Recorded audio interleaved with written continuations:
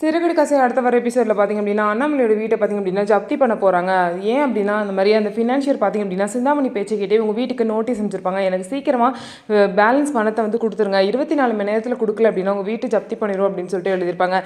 இதனால் பார்த்திங்க அப்படின்னா முத்து நேரில் போய் அந்த ஃபினான்ஷியரை பார்த்து பேசலாம்னு சொல்லிட்டு போவாங்க. அந்த ஃபினான்ஷியருக்கு ஃபோன் பண்ணும்போது நான் இங்கே இருக்கேன் அங்கே இருக்கேன்னு சொல்லிட்டு முத்துவி மீனாவை பார்த்திங்க அப்படின்னா ரொம்ப வந்து அலைய விடுவாங்க. அவங்களும் வந்து டென்ஷன் ஆகி என்ன இங்கே இருக்கேன் அங்கே இருக்கேன்னு சொல்கிறேன், எங்களை பார்க்கவே விடமாட்டேன் அப்படின்னு சொல்லும் போது நானும் அவங்கள பார்க்கணும்னு சொன்னேன், நீங்கள் தானே என்ன பார்க்கணும்னு சொல்கிறீங்க, அப்போ நீங்கள் தான் அலையணும்னு சொல்லிட்டு ரொம்பவே அசால்ட்டாக பேசுவார்.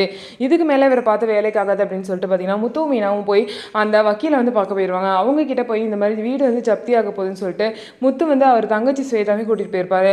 அவங்களும் வந்து இந்த வீடு ஜப்தி பண்ணாமல் ஏதாவது பண்ணுங்க மேடம் அப்படின்னு சொல்லும் போது நீங்கள் ஏற்கனவே 10 லட்ச ரூபாய் கட்டியிருக்கீங்க, அதனால நாங்கள் பணம் கட்ட ட்ரை பண்ணுறோம், அதனால் வீடு வந்து ஜப்தி பண்ணக்கூடாதுன்னு சொல்லிட்டு ஒரு ஆர்டரை வாங்கி நம்ம வந்து எப்படியாவது ஜப்தி பண்ணாமல் தப்பிச்சிடலாம் அப்படின்னு சொல்லிட்டு அவங்களும் ஐடியா கொடுக்குறாங்க. ஆனால் இதை இப்போ பண்ண முடியாது, 10 நாள் வந்து கோர்ட் வந்து லீவு, எல்லாரும் சம்மர் ஹாலிடேஸ்க்கு எல்லாம் எந்த வக்கீல் எந்த ஜட்ஜுமே இருக்க மாட்டார், ரொம்ப அர்ஜென்ட்டான கேஸ் மட்டும் தான் நடக்கும் அப்படின்னு சொல்கிறாங்க. இதனால எப்படியாவது நம்ம வீடை காப்பாற்றணும்னு சொல்லிட்டு போராடிட்டு இருக்காங்க. வீட்டில் போய் முத்து அண்ணாமலை கிட்ட 10 நாள் கோர்ட் லீவ் இப்போதைக்கு ஒன்றும் பண்ண முடியாதுன்னு சொல்கிறாங்க.